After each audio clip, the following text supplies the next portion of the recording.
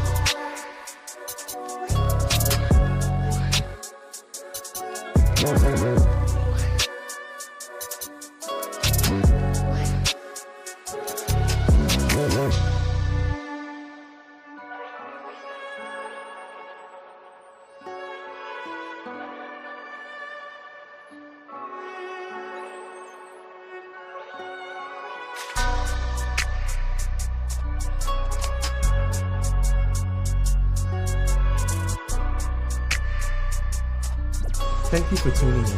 If this is your first time joining us, welcome. We hope your experience is fruitful. Please feel free to visit our website to find out how you can join our growing family. While we are loading your experience, please do us a quick favor and hit that like button from whichever platform you're watching or listening on. Also, share so others may enjoy as well. And we hope you would consider hitting that subscribe or follow button so you can check out more of our amazing content. All right, let's start the show. Christian ain't good with forgiving, ain't turning my cheek, now I'm raising that pistol. Lord, forgive me. With all my prayers, with all my strength, with all my pain, I'm fighting this war. Thy kingdom come, thy will be done.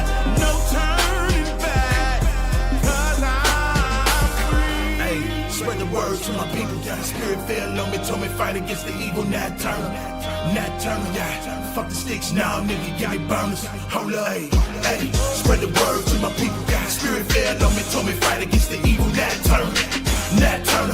We in the sticks, now we all got burners. Hold up, voices in my head say I need to be. Welcome to Dirty Laundry, y'all, with KO. Here we pull no punches and jump head first into the challenging conversations that our community needs to have. From economics, inner city violence, abortion, religion, religious fanaticism, and of course, white folks and everything in between. We tackle the issues, the tough issues that shape the Black experience. Now, with honesty, with courage, and with the vision for growth. Now, I'm going to be honest with you. Some of our conversations do get messy, but hey, that's why we do laundry.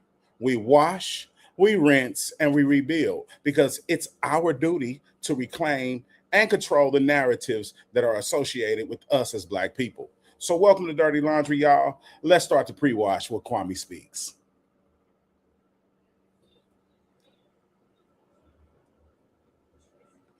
What's up, brother? How are you, man? What it do? What's up with you? I'm good. I'm just getting over this little bug I had, man, for the past couple of days. But man. God is faithful. God is good.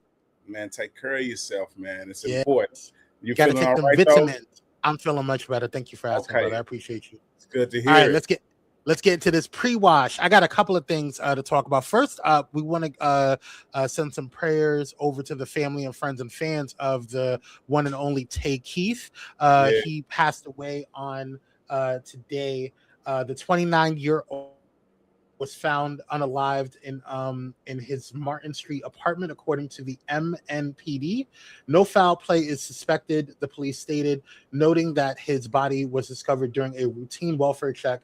The Memphis native rose to prominence in 2018, crafting chart-topping hits, including Block Boys, JB's Look Alive featuring Drake, Drake's Nonstop, Travis Scott's Sicko Mode, Eminem's Not Alike, and Lil Baby and Gunna's Never Recover, and Beyonce's Before I Let Go. So as of now, the cause of Chambers' unaliving remains undetermined, but let's keep everybody in prayer as the investigation continues. So I just wanted to start that off with that.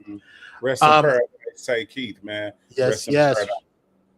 And the next up we have Jay-Z. Now, there's some controversy going on with Jay-Z because he's partnering up with Target amid active Black consumer boycott to celebrate his Reasonable Doubt 30th anniversary. Now, despite an active Black consumer boycott against Target, Jay-Z has opted to partnership with the megastore to celebrate the 30th anniversary of his hit album Reasonable Doubt. As part of the partnership labeled Jay-Z 30, the rapper Born Sean Carter will exclusively release special vinyls, CDs, and cassettes for his June 1996 album in Target stores and online on Friday, June 26.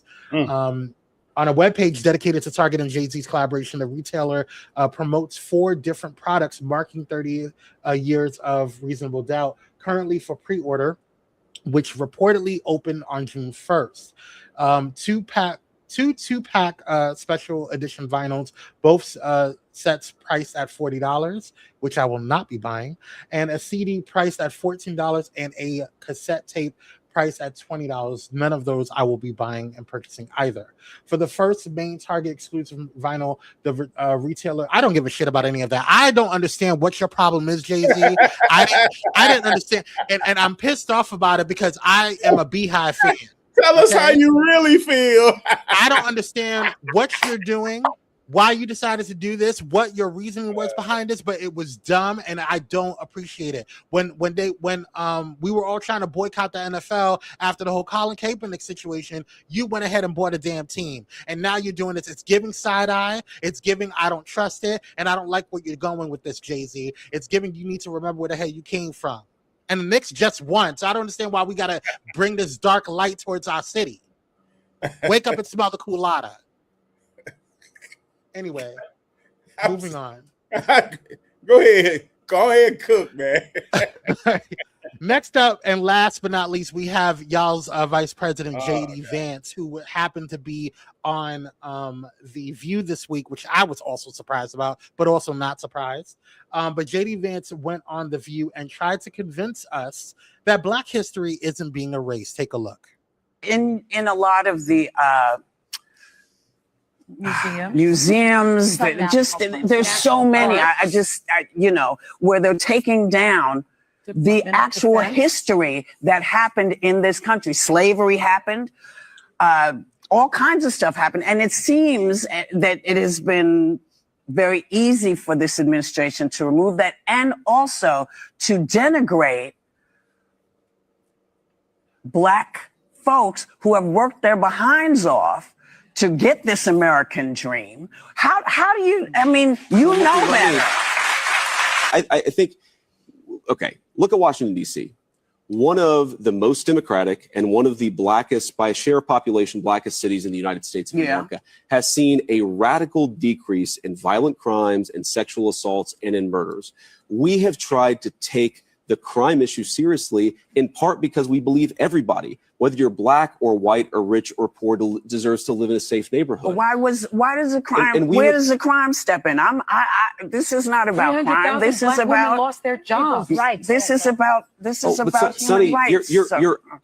What you're saying is we got to do more on the economy. Black history has been erased from public spaces. Black history is not erased from public spaces. We do have to get to it, Ron. Let me explain something to you.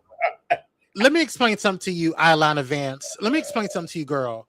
One of the things that I have a problem with you on is, first of all, we can go into deep diving later on as to why you're on this damn apology tour, because I see what you're doing and you're prepping for the damn presidency. But guess what? It ain't gonna work because we don't trust you or your damn boss. Okay, you're a flip flopper. You flip flopped when before when you said that your boss was a damn America's Hitler. Now all of a sudden you're couch humping him. But that's a whole nother conversation because you like couches any damn way allegedly. But that's a whole sidebar. I don't understand why you're acting like you don't know what we're talking about. We're not dumb. We see what you're doing, and if you don't understand what we're talking about, you know exactly what Whoopi was talking about. You know exactly what Sunny was talking about. You guys are erasing Black history from different spaces and from different public places and federal institutions. Don't act like you're not doing it, because that's exactly what's going on in Project 25. And it's a matter of fact, if I should have pulled the damn clip on it, but I'll do it on Pyro Power Hour at a later time. You were one of the ones that was sitting there saying that you were being an apologist when it came to white colonization and talking about, everybody's trying to make white people feel bad. Girl, we weren't the ones that pulled us from our damn home country and our motherland. I'm saying, like, you know what? Hey, somebody came in hot today. And I think I'm feeling a little bit better. That's all I got. Hey, that is a great pre-wash because it gets us right into the spin cycle. The colonizer. It's white in front of you. The colonizer, you guys. It's white in front of you. You know, I find it interesting. Now, here's the thing. I want to give my disclaimer, right? Check this out. This is not racial rhetoric. We are just comparing culture. In these series that I'm doing on Dirty Laundry, I am exposing the culture, the cultural environment that we live in. So, the colonizer. It's white in front of you. Roll that clip, please.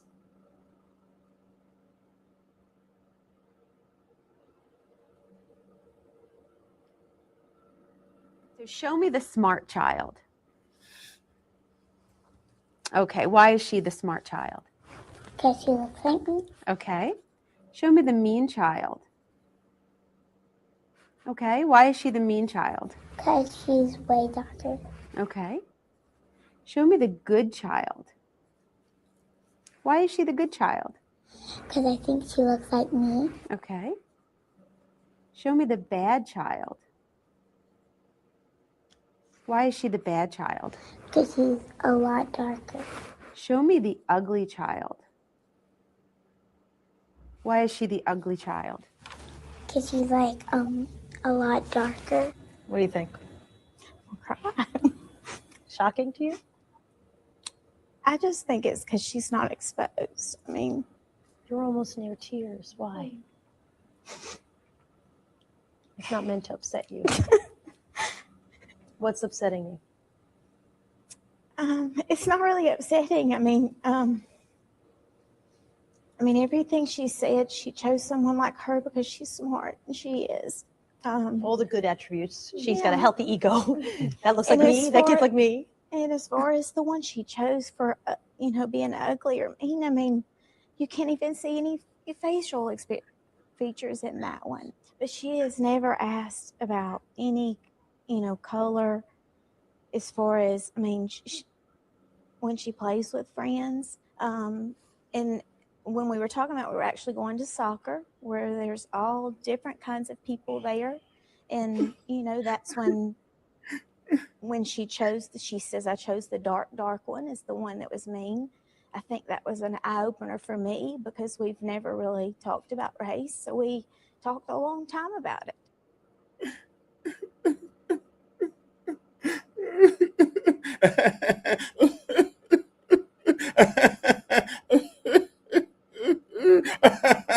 Do you see what's going on in this video? I thought this was very, very, very odd, but I also thought that was very, very telling. That's why I labeled it the colonizer. It's white in front of you. The things that she was talking about is that we've never really talked about race, even though this country is synonymous with having racial issues. They live in a world where nothing affects. I've never heard of that. I've never seen that, but yet your daughter thought that the black child was ugly, was dangerous, was all of that. So now, before everybody starts clutching their pearls and saying, here we go again, another attack on white people, let's be clear about what we're talking about, okay? We're talking about history. We're talking about culture. We're talking about systems of power. And we're talking about the uncomfortable truths that many people would rather ignore like this lady in this video. So I know some people are saying, why are you making everything about race? Let me be clear about something. Race is a new phenomenon, right? We didn't do anything based on race. Race is applicable to classism. For example, my skin is not black. My wristband is black, but my skin is brown. White people aren't technically white. Well, depending on if they haven't been in the sun or not, we could have a good argument there. But white people aren't typically white. Those are rudiments of classism, which is the child of racism. But check this out. I know, everybody's like, why are you making this all about race? We're all one species. And to a degree, I agree. We're all human beings. But if we're going to have an honest conversation, we can't pretend history does not exist. We can't act like race, as we understand it today, wasn't socially constructed and used as a tool to justify conquest, colonization, slavery, segregation, and exploitation. I mean, which emotion are you going to pick, lady? One thing I intend to unpack today is the difference between race and culture. That's what I'm going to do. Race and culture. That's what this is about today. The difference between race and culture. Because what you'll do is you'll get caught up in race. But what we really need to be talking about is culture. Because while race is relatively a recent social invention, culture has histories. Culture has footprints. Culture shapes institutions. This is the dangerous child. And if we're going to understand where we are today, then we have to examine how certain systems of dominance have become normalized across the globe. So, run the next clip. Show me which color looks like your skin color. Eye? Yes. Show me the skin color you want as your own. I like the way I am. And show me the skin color you believe most teachers think looks bad on a girl. I don't think they think it matters. They don't think it matters? Yeah. Like, it doesn't matter what you look like on the outside, it just matters what you look like on the inside. What do you think? She's my child. And I think, her sentiments are kind of what we try to instill in both of them. It's unfortunate you cannot just not accept that race is a factor in all of our lives, but, you try to raise your kids as best as you can to overcome those obstacles and do the best they can as individuals, and then hopefully, they will be successful in whatever it is that they choose to do. But, again, you cannot get away from the fact that race is a factor. But, hopefully what we instill in them at home will help them to, put that in its right place and move on. Did you notice the difference? Did anybody notice the difference? Tell me if you saw the difference, right? One parent is saying, we don't have to talk about that, but somebody else specifically teaches their children to have a lens that looks at character and not be biased. It's a reality that we live, right? So the colonizer, it's white in front of you. We're going to unpack this when we get back from commercial break. Talk to y'all in a minute.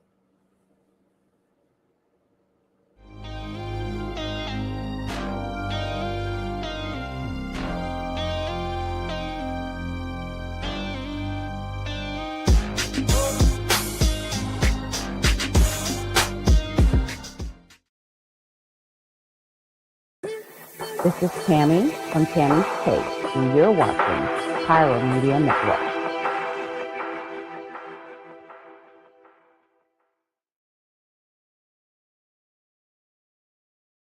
The news is divided. Ground News puts it back together, with coverage from thousands of outlets around the world in one place. So you can spot sensational reporting, no matter what side of the political spectrum you're on. Beside every headline, you'll see who owns the source, how reliable it is, and if they have a political bias. Multiple perspectives side by side, giving you a well-rounded view of today's biggest stories. Visit ground.news to learn more.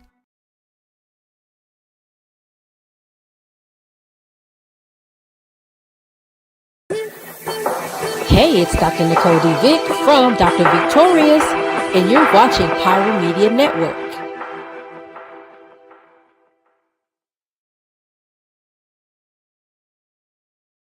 Black mama still crying on TV. These young brothers still dying on TV. Crackers on the camera still lying on TV. 3% rappers might put it on the CD. And our leaders, most of them speechless. How you gon' preach when you ain't trying to reach it? Hi everyone, I'm Shiloh Hendricks. I wanted to take a little time to talk to you all about what's been going on with my fundraiser and kind of the aftermath of the park situation. Also some concerns that have been brought to my attention. There are a lot of people who think that this has all been a scam, that I haven't been getting my money and that it's not going to me. I have gotten every dime of my money. It's all gone to me. Nobody has asked me for any money. So there's that. Rest assured, all the money has gone to me. When this first started, I had a handful of people helping me out. Anglo-Saxon Girl, Tom Hennessy, Paul Miller, and Ofsterbone, Avi. And they really just were kind of guiding me through this time and promoting my fundraiser and getting the word out there about everything that was going on. So I am forever grateful for all of them for that. And then the Avi thing happened where he got fired from his job and uploaded a video and started his own fundraiser. That had nothing to do with myself and the rest of the people that were involved. As soon as we found out the truth about all of that, I severed ties with him immediately. I am not married to him. I don't know him. I've never met any of these people. So I just want to shut that down right now. Yeah. When I first found out that the park video was going viral, it was terrifying, but not surprising, because obviously he was recording me. It was going to get out there at some point. I did not realize I was going to have so much support and have all of you people rally around me and have my back in this situation. And it was very overwhelming. And I am so grateful for you all for that. When this first happened and I went on X and I saw Anglo-Saxon Girl had posted my video, I messaged her and I was like, hey, that's me. Just kind of needing somebody like-minded to talk to. And of course, she didn't know it was me. So we went through the whole process of, proving who I was. And that's when we kind of got the whole fundraiser started and set up. And yeah, the rest of that is history.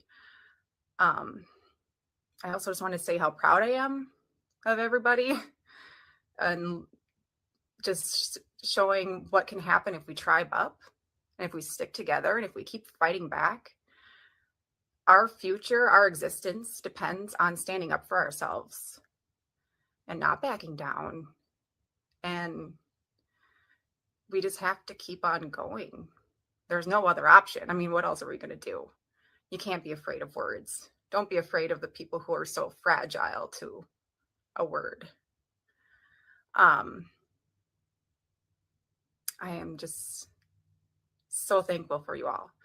We are in the process of looking for a home. We have looked at some, getting out of the state and starting a new life. And I want to have a quiet life. I don't plan on, being an influencer. I don't plan on doing interviews. That's just not something that I would ever want to do. It's not on my agenda. So maybe someday but I don't foresee it happening anytime soon. We're all doing okay. We've been moving around a lot. It's been an adventure. It's fun to see new places and, you know, been kind of an outlaw. Again, I just want to say that I am so grateful for all of my supporters and all of my people who have been with me through all of this. And yeah, I haven't said anything on here. I haven't done any sort of videos or spoke to anybody really. So I felt like it was about time to clear the air and just kind of, you know, keep you updated with what's going on.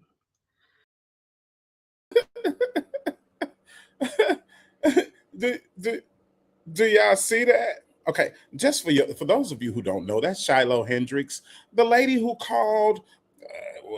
Well, we thought it was a child. We think it's a child, whether it was a child or not. She called somebody a nigger in the park, and she was thanking her people for doing the GoFundMe and taking care of her. And she said, "We got a tribe up," which starts the spin cycle.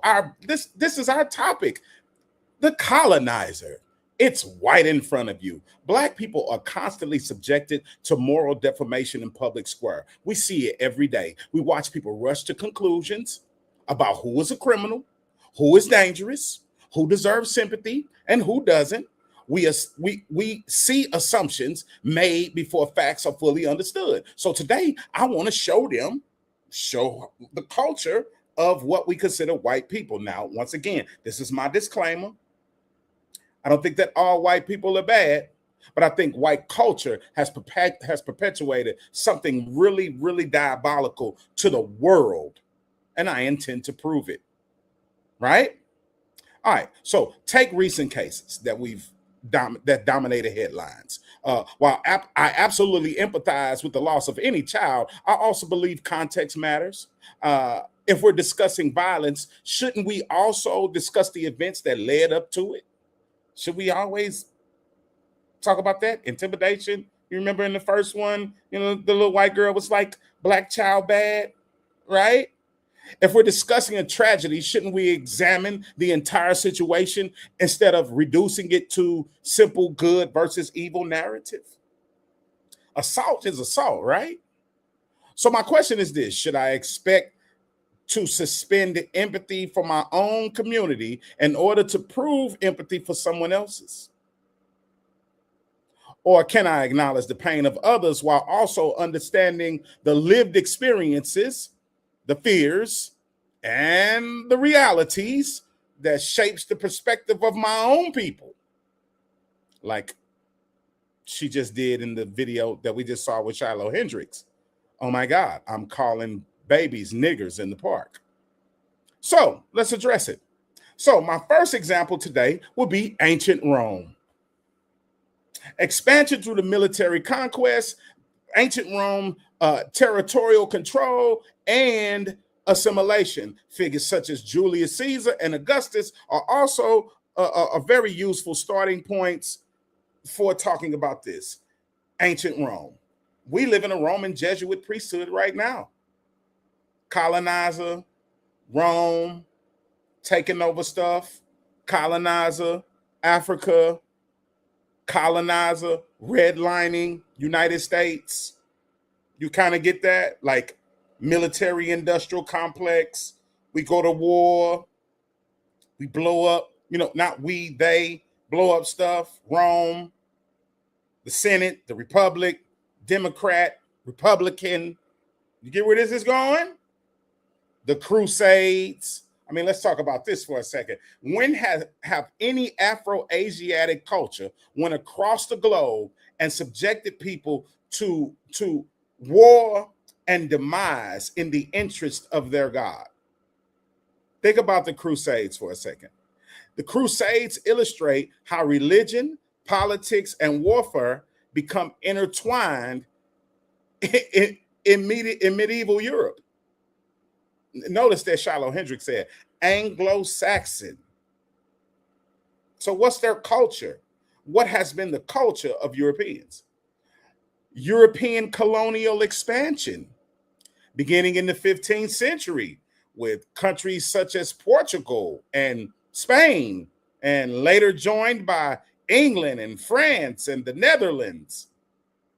Y'all kind of see a pattern that's going on here.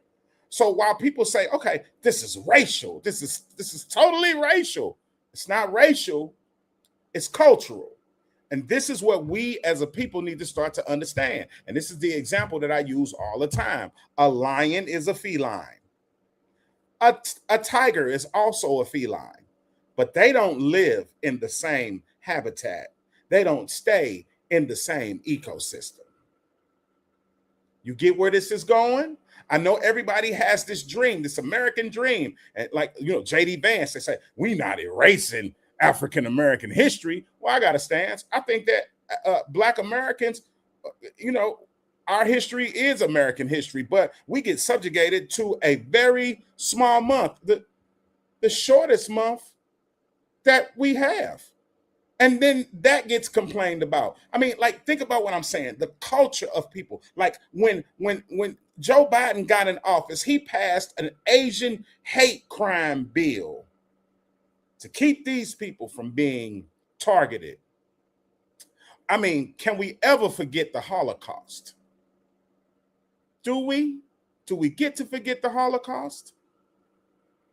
We ask for reparations. People say, I didn't own a slave. My people never owned a slave. Are you seeing where I'm going with this? The culture of our counterparts. Now, anybody that want to do right, they can do right. But let's talk about your culture for a second. Let's talk about the scramble for Africa. Ooh, colonization. The division of Africa among Europeans and the European power structure during the late 19th century. The Berlin Conference. The Berlin Conference is a key event. Are y'all seeing where this is going? For those of you listening to the show, write it down. Go look and see what I'm talking about. When you look at the culture of Europeans, they have a Nordic culture that says that they only take, they only rape, they only pillage, they only murder, and then they tell you that you should be civilized. And then they do stuff like, I don't know where she got that from. Oh my God, I'm so embarrassed. But if I don't see white people standing up and talking about their own culture, I'm led to believe that you're complicit. Let's keep going. World wars and European nationalism. Aren't we talking about that right now? Hey, listen, when they go storm the White House, it's called an insurrection. When we storm the White House, it's going to be called a riot. You get where this is going? You remember what the little white girl said? She said, black bad, dark skin bad. The little black girl said, I'm judging everybody by their character. And the daddy came out and said, well, this is what I teach at home. But the white parent was like, I never talked to her about it. You don't have to. Your culture don't want to. Your culture doesn't dictate that you have to. Both World War I and World War II emerged largely from rivals among European powers. Okay, all right. So look, they like to talk about black on black crime. 13% of the population is doing most of the war. But when white men when they have their altercations, like the Germanic wars and the Roman wars, they call that war. They don't call that white on white crime. Think about what I'm saying to you. Everything that they do that's barbaric has a justification. Once again, for those of you who are of an ethnic proclivity that's not mine, this is not racial rhetoric. You got to get out of it. This is culturally conscious talk. And based upon European culture, I'm seeing a pattern. I think that you guys should notice the pattern too. Run the next clip, please.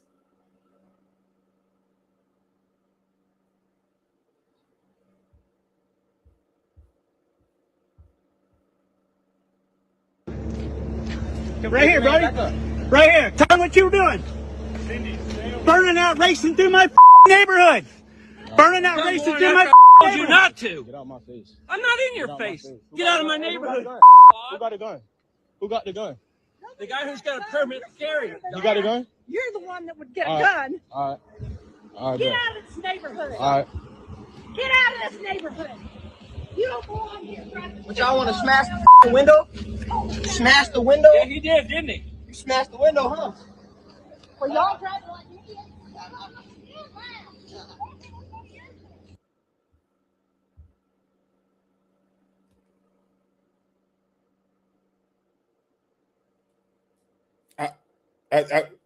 Are we seeing a pattern? I'm trying to get you to understand something.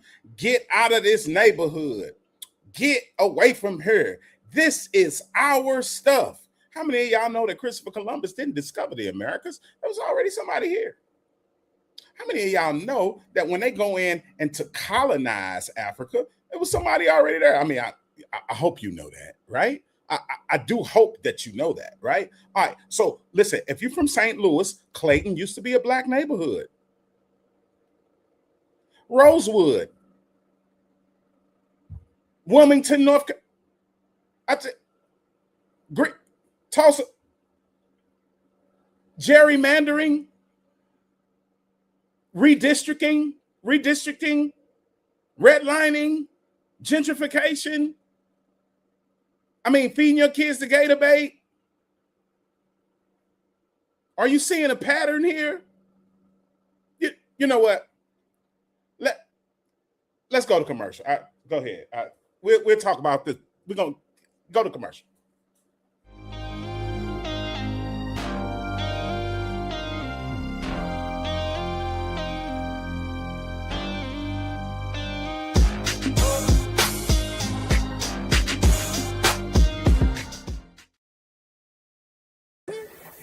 Hey, it's Pastor Kim from It's Just Kim Live Show, and you're watching Pyro Media Network.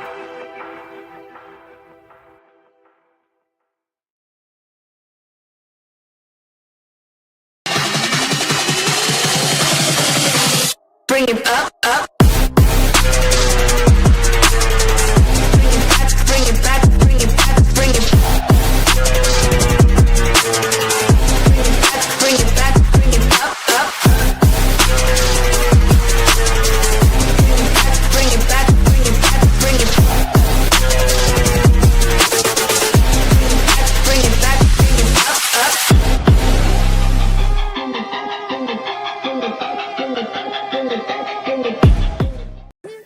What's going on, y'all? It's Kwame Speaks from Kwame Speaks Live, and you're watching Pyro Media Network.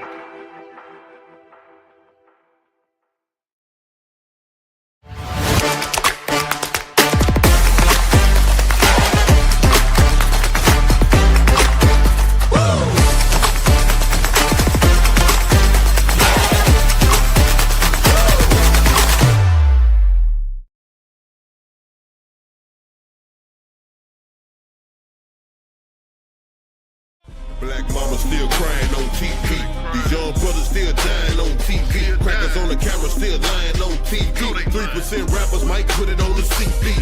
And our leaders, most of them speechless. How you gonna preach when you ain't trying to? All right, y'all. I just feel like at this point in time, we gotta check the facts.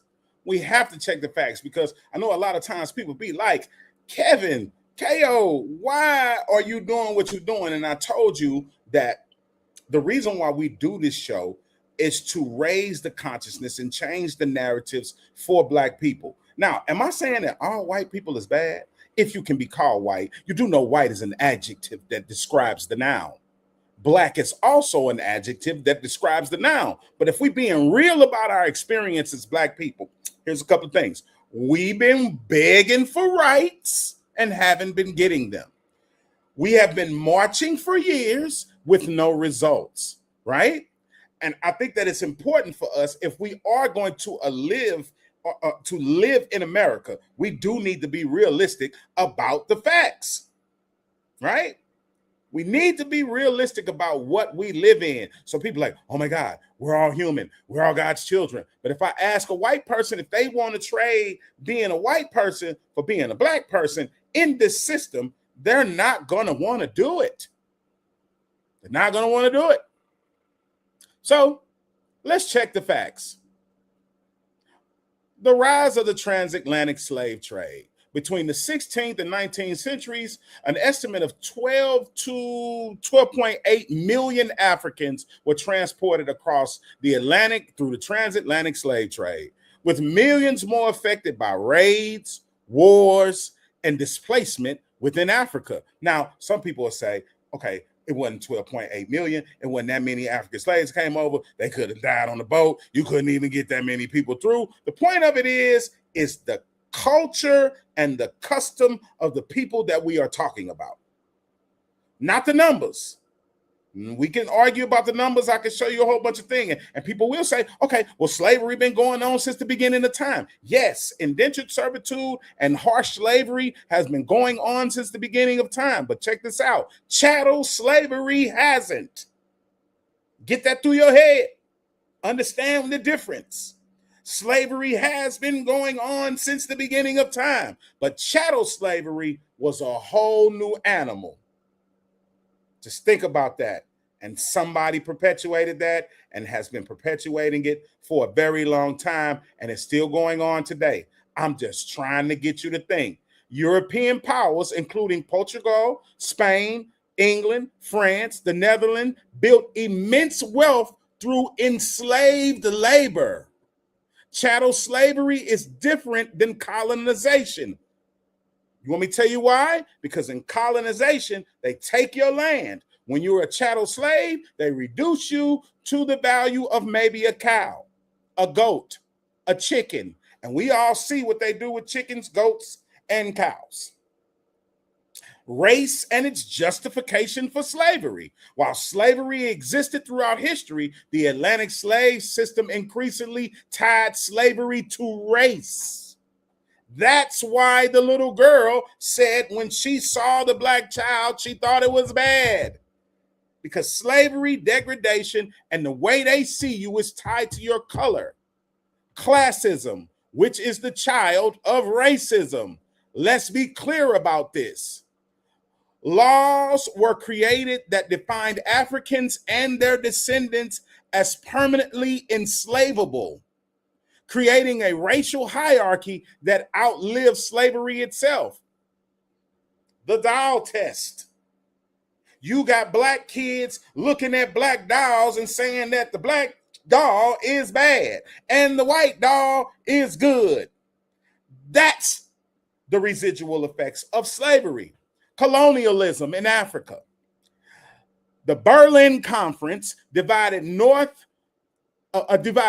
of Africa among European powers without African participation. Look who's in the Congo right now. They working on chips, NVIDIA. They working on chips and stuff like that. They go in, they look at the culture. Some people be like, oh, that's China. Oh, that's this. Oh, that's that. They're all Confederate. In the League of Nations, they are considered white. White is not applicable to culture. White is a rudiment of classism. Colonial borders often ignored ethnicity. They often ignored cultural things and political realities, contributing to conflicts and instability that persisted after independence. Destruction of Black prosperity. In the United States, Black communities that accumulated wealth often faced violent resistance. They bombed Tulsa. Okay, the National Guard and Sinclair bombed Tulsa. They dropped the bomb on their own people. Well, people that they didn't consider people, because they said nigger time got to go 2 months before that. And how many of you knew that the girl that they said was saying that she got raped was the girlfriend of the guy who ran out of the elevator? And they went and moved to Kansas City and eventually landed in Chicago and had kids. But see, you didn't know that. Okay? Check this out. Examples. The examples that I'm using is Tulsa, the Tulsa Race Massacre. East St. Louis. I'm in St. Louis right now. East St. Louis had a massacre in the 1900s. Not 400 years ago, like people try to say. Oh, that was such a long time ago. Tulsa was in the 1920s. My grandmama was alive. Okay? Some of your grandparents was alive during the East St. Louis massacre. Okay? And Rosewood. You saw the movie with Bing Rames. They made a one-legged man dig his own grave, killed him, and put him in it. Are you seeing where I'm going with this culture thing? See, people will be like, oh my God, that's racial. But Black people can't be racist. Ist, the suffix ist, means that you specialize in something. And I'm going to ask you, when any Afro-Asiatic person went across the globe and specialized in building systems that oppressed people based on race. Race ist. Phlebotom ist. Machine ist. Dent ist. All those people specialize in something. When have Black people ever specialized in that? You can be racially prejudiced, or you can be culturally conscious. Culturally conscious meaning that you want to be a part of this experience so bad, but you need to create your own experience because it shows psychologically, physically, in your world that you're not in the same ecosystem as them. This has nothing to do with righteous acts. Of course, people can do right by you. Of course, people can be nice. Oh, we're exchanging niceties all the time. But your culture dictates that I can't flourish in your environment. And that's provable through the histories. Segregation in the Jim Crow, which is prison is the new Jim Crow. So check this out. Following the end of slavery, which Abraham Lincoln didn't really want to get rid of the slaves. He really just didn't want to do that. I'm going to need y'all to look that up. Southern states enacted Jim Crow laws that restricted voting. It restricted education. It restricted housing, employment, public accommodations, especially for Black Americans. You see where I'm going with this culture shit? This is some culture shit. Like we look at white people like, oh, they're not, all white people aren't that bad. I agree. But I don't know, because their culture dictates that they are something opposite of us. We go through these trying times and we still have empathy. They go through these trying times and say, fuck niggas. Do you understand what I'm getting at? Now, I know that my expletive can be offensive, but listen to what I'm saying to you. Desegregation was less than 100 years ago. Somebody's culture said, y'all can't participate with us, and y'all still want to pop fireworks on the 4th of July. It's time for us to wake up. Legal segregation lasted well into the 20th century. It ended formally through legislation such as the Civil Rights Act of 1964, which, oh, by the way, that's almost getting, they're gonna take us back. That's gonna get. So now the people that really don't like you can come out and be like, stay your ass over there. And I'm saying, when we get over here, we need to recognize what we've been through, empathize with each other, and come on back home. But you got to understand something. It's some shit that ain't going to be able to come on this side.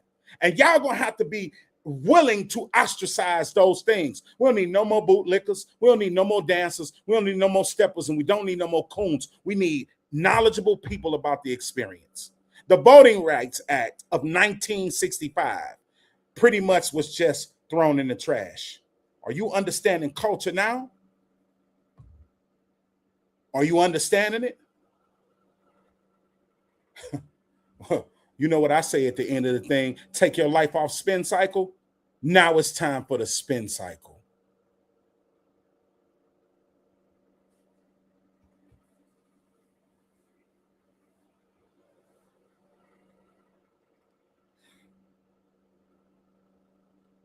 The rent cycle, y'all. This is where we rent it out. First of all, I cannot be a racist because racism is a group system. There's no such thing as individual racists separate from the system of racism. That's like being on the Cleveland Browns, and I'm a Brown, but I can't exist separate from the Cleveland Browns organization. So there's no such thing as an individual racist. You're only racist by direct relationship to a racist system. So there's no such thing as individual racist. I can be prejudiced. I can dislike white people because they're white, which I don't. I can hate white people because they're white, which I don't. I can be prejudiced. Racism is prejudice plus power. You got to have the power to implement your prejudice to disadvantage people's lives. I don't control nobody's mortgage. I don't control the education of nobody's children. I don't control the police department in nobody's neighborhood. I don't control the criminal justice system in nobody's county. So there's no way that I can be racist. Now, racism, so that African people understand the difference between racism and bigotry, because I don't believe every Caucasian is a bigot. I do know every Caucasian is a racist. What is the difference? A bigot is someone who has an emotional connection to the degradation of African people. In other words, I hate you because I think black people are inferior. I hate you because I think black people are monkeys. I hate you because I don't think black people can do anything right. That's bigotry. I have a hatred for you. Most white people may not have a hatred for black people, but they're all racist. Racism is about three things, and racism is only about three things: complete control and domination of resources, opportunities, and privileges. Let me say it one more time. Racism has nothing to do with how white people feel about you personally. That's bigotry. Racism is, I hate you. Excuse me. Bigotry is, I hate you. Racism is, I want white people in Ohio to be in absolute control, domination, and monopolization of all the resources, all the opportunities, and all the privileges. And because black people don't understand racism, that's why it's such a potent weapon against us. Because we will think if a white woman lays down with me and give me a baby, she's not racist. If I sleep with them, if I smoke weed with them, if I live with them, if I hang out with them, if I pledge a fraternity or sorority with them, that means they're not racist. That has nothing to do with racism. A white woman can have your baby and still discriminate against your black ass. Racism ain't got nothing to do with sex, religion, or none of that. It's about military and political control. And until black people understand racism, we'll never get out of it. Rinse this shit out. Let's do it. When people start talking about black folks and morality, civility, and respectability, I can't help but ask a simple question: who's doing the teaching? How do I learn civility from a system that was uncivilized toward my people for centuries? We're talking about a people who were bought and sold as property, human beings reduced to inventory, families separated, women violated, men brutalized, children treated as commodities. We're talking about a nation that legally recognized slavery, tolerated segregation, and watched lynchings happen in broad daylight and made postcards out of the shit. And yet somehow black people are constantly being asked to prove our morality. Now, let's be clear. I'm not arguing that every white person is immoral. I'm not arguing that every individual is responsible for the crimes of history. What I'm asking is whether institutions and cultures that benefited from conquest, colonization, slavery, and racial hierarchy should approach these conversations with a little more humility. Because when I hear moral defamation directed at a black person, I can't help but remember who wrote many of the rules, who control many of the institutions, and who benefit from many of the injustices. If race is a social construct, which it is, then perhaps we should spend less time talking about race and more time talking about behavior, power, culture, and history. Because history leaves fingerprints. And before you lecture somebody about morality, you should probably examine your own record first. Why the European powers why did European powers become the dominant colonizing force of the modern era? And how did that shape Black experience worldwide? I'm just going to hit y'all with this before we leave up out of here so you can understand what I'm talking about. So since they like to criminalize our children, and since the society likes to criminalize our children, and this is not to good white people who be like, I'm not a racist, I'm not this, I'm not that. Here it is. Ted Bundy confessed to 30 murders, primarily of young women. Jeffrey Dahmer murdered 17 men and boys known for cannibalism and necrophilia. John Wayne Gacy convicted of murdering 33 young boys. David Berkowitz terrorized New York City from 1976 to 1977. Dennis Rodder murdered 10 people over 3 decades. Eileen Wuornos convicted of killing 7 men in Florida. Gary Ridgway confessed to 48 murders and believed he was responsible for more of them. Jack the Ripper. Can we go on? Zodiac Killer, Timothy McVeigh. I mean, school shootings. I'm saying, like, when you start talking about Black people, I think you need to look at your own culture. And that's the only thing I'm talking about. And Black people, we need to start waking up to who we really are. Because y'all need to come on back home. The objective is to get home from war. Now we're going to put it on the clothesline.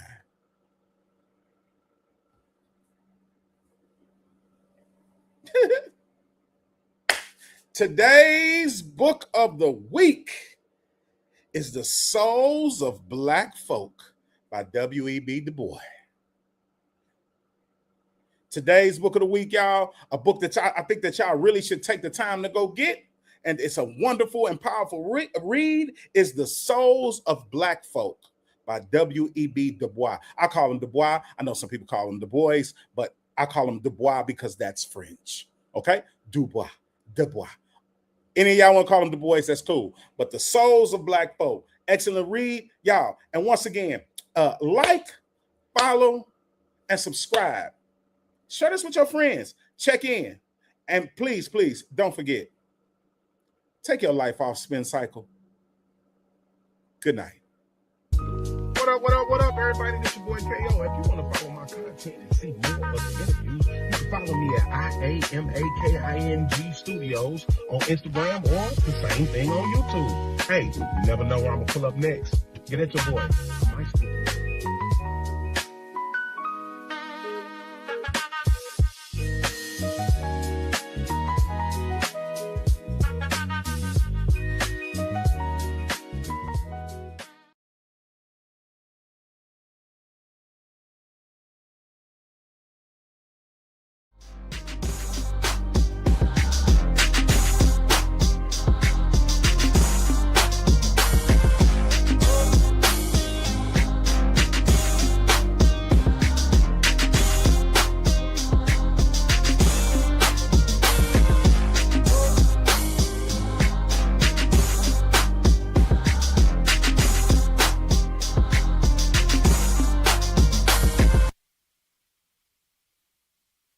Thank you for watching Pyro Media Network. For more information, please visit pyromedianetwork.com.